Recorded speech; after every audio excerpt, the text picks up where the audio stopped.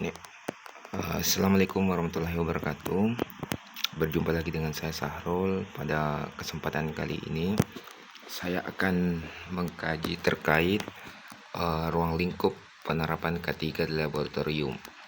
Jadi seperti yang kita ketahui pada video sebelumnya bahwa kita sudah memahami terkait bagaimana sebenarnya definisi dari K3 prinsip istilahnya manajemen laboratorium ya secara dasar. Di sini kita akan mengulik lebih jauh, yaitu sebagai pengantar di sini bahwa mungkin kita salah satu teman-teman ya yang bergelut dalam bidang ruang lingkup laboratorium itu pasti harus menerapkan yang namanya standar K3, karena jika kita tidak menerapkan hal tersebut maka bisa saja dapat terjadi insiden-insiden yang tidak istilahnya diinginkan ya, seperti itu. Nah, laboratorium itu merupakan salah satu lingkungan kerja dengan risiko yang tinggi ya, karena kita melibatkan yang namanya bahan kimia di dalam, mikroorganisme, peralatan berteknologi tinggi, serta eksperimen yang sifatnya kompleks. Oleh karena itu, kita harus menerapkan yang namanya penerapan K3 atau keselamatan dan kesehatan kerja secara menyeluruh dan berkelanjutan untuk keselamatan baik dari pengguna laboratorium, peneliti, dan beberapa aspek yang ada di dalamnya. Nah, adapun objek-objek penerapan untuk K3 di laboratorium mencangkup beberapa komponen. Yang pertama itu personal laboratorium. Personel laboratorium di sini terdiri dari misalnya peneliti, analis, teknisi, dosen, hingga tamu laboratorium. Nah, dengan adanya personel laboratorium ini kita mewajibkan yang namanya pelatihan K3, penggunaan alat pelindung diri, dan kesadaran risiko terkait insiden yang kemungkinan terjadi di dalam laboratorium. Kemudian yang kedua itu bahan dan reagent. Jadi termasuk di dalamnya misalnya bahan kimia yang berbahaya yang sifatnya toksik, korosif, reaktif, ataupun mikroorganisme yang sifatnya patogen, radioaktif, dan bahan uji biologis. Jadi cara penanganannya untuk bahan ini misalnya kita lakukan manajemen sistem penyimpanan, kita labeli, kemudian prosedur penanganan tumpahan bahan kimia. Nah, makanya yang paling penting di sini adalah terkait labelan, karena ketika suatu bahan itu atau misalnya wadah dari suatu bahan ini tidak dilabel, maka bisa saja kita salah mengambil bahan yang memicu terjadinya proses reaktif di dalam laboratorium, karena memang bahan-bahan ini apabila mengalami proses reaksi itu kemungkinan risikonya itu reaksi antara senyawa satu dengan misalnya senyawa yang lain itu dapat berakibat fatal. Nah, kemudian yang ketiga itu peralatan dan instrumen. Jadi peralatan dan instrumen di sini meliputi misalnya alat gelas, peralatan listrik, instrumen sensitif, misalnya spektrofotometer, autoklav, sentrifugasi, dan sebagainya. Jadi dengan adanya alat-alat ini kita harus yang namanya terapkan sistem operasional prosedur penggunaan. Jadi biasanya dalam lab yang terkalibrasi atau lab yang berstandar nasional ataupun lab-lab yang ada di universitas itu menggunakan SOP penggunaan pada sekitar instrumennya. Bisa saja entahkah itu ditempel di instrumennya langsung atau alatnya langsung, ataupun ditempatkan di sekitar alat tersebut, seperti itu. Kemudian ada kalibrasinya untuk istilahnya kita harus mengkalibrasi alatnya agar supaya titik pengukurannya itu bisa stabil dan lama penggunaan, dan ketepatan ketelitian pengukurannya itu juga akurat. Kemudian dilakukan pemeliharaan secara berkala untuk mengurangi dampak resiko kerusakan, karena apalagi alat-alat yang istilahnya yang sensitif, misalnya instrumen spektrofotometer dan segala macamnya itu memiliki harga yang cukup mahal, seperti itu. Kemudian yang keempat itu ruang fisik dan sarana laboratorium. Nah, untuk ruang fisik dan sarana laboratorium ini meliputi misalnya tata ruang, pencahayaan, ventilasi, sistem pemadam kebakaran, sistem limbah, safety shower, dan e-waste station. Nah, ini kan ruang fisik itu adalah hal yang sebenarnya harus ya wajib yang ada di laboratorium, misalnya bagaimana tata ruangnya, bagaimana cahayanya, karena beberapa laboratorium juga itu memerlukan tingkat stabilitas cahaya yang berbeda-beda, tergantung dari bagaimana sebenarnya alat lab itu digunakan sebagaimana mestinya. Kemudian harus ada ventilasi supaya uap ataupun reaksi kimia yang ada di dalam lab itu bisa keluar dan segala macamnya. Kemudian ada sistem pemadam kebakarannya yang kemudian disimpan ya. Biasanya ini sistem pemadam kebakarannya itu disimpan di sekitar lab. Biasanya itu di luar ya, di luar ditempel, dipasang ya seperti itu. Kemudian sistem limbahnya, ini limbah hasil pengelolaan di dalam lab itu dibuang kemana. Kemudian ada safety shower dan segala macamnya. Kemudian yang kelima itu adalah prosedur kerja. Jadi prosedur kerja ini meliputi tadi seperti SOP analisis. SOP analisis ini misalnya ketika kita ingin melakukan sebuah percobaan atau eksperimen, itu biasanya itu digambarkan dalam bentuk bagan ataupun flowchart terkait bagaimana sebenarnya sistem alur kinerja dari pembuatan si ini, seperti itu. Agar supaya dalam proses analisanya itu tidak terjadi kesalahan.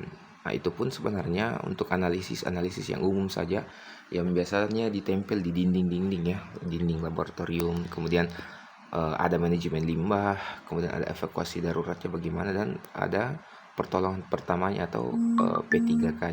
Dan memang itu lab itu harus disiapkan yang namanya kotak P3K supaya ketika terjadi yang namanya kecelakaan itu dapat diantisipasi lebih dulu sebelum kita lanjut ke manajemen risiko, seperti itu. Kemudian yang keenam itu adalah limbah laboratorium. Jadi ada beberapa limbah laboratorium yang bisa saja hadir ya di dalam laboratorium ketika kita bereksperimen.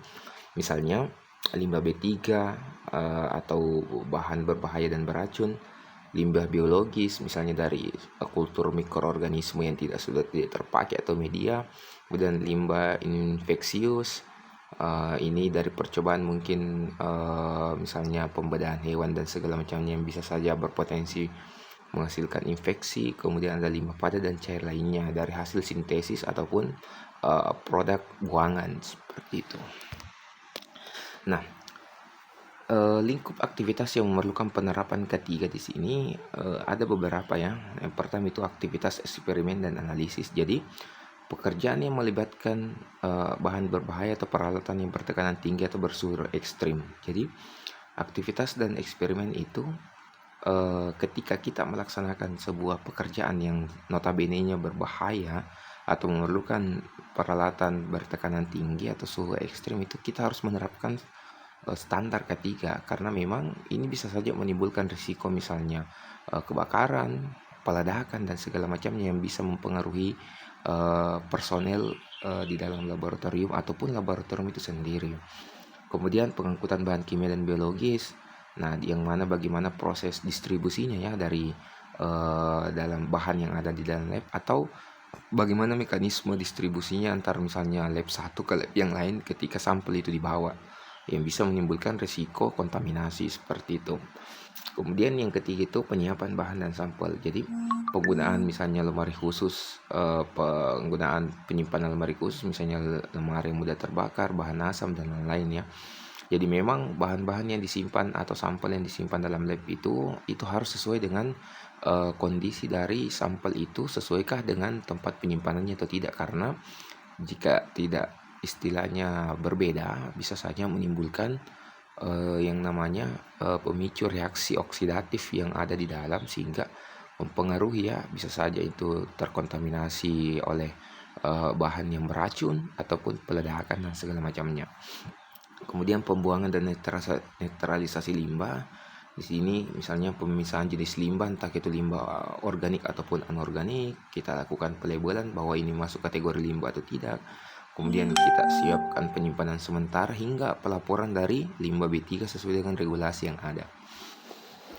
Nah, selanjutnya kegiatan kalibrasi dan pemeliharaan alat. Jadi memang ini adalah hal yang penting khususnya untuk mungkin instrumen-instrumen yang istilahnya memiliki standar ketelitian cukup tinggi, misalnya dari instrumen spektrofotometer, spektroskopi AIS, HPLC, kemudian dan sampai saja pada timbangan analitik.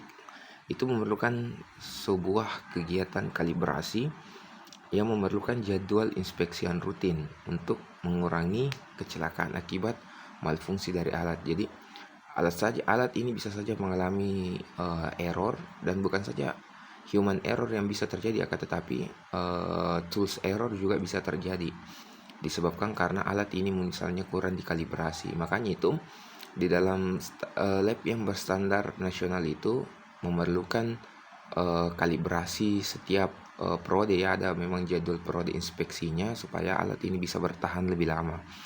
Kemudian ada pelatihan dan sertifikasi personel.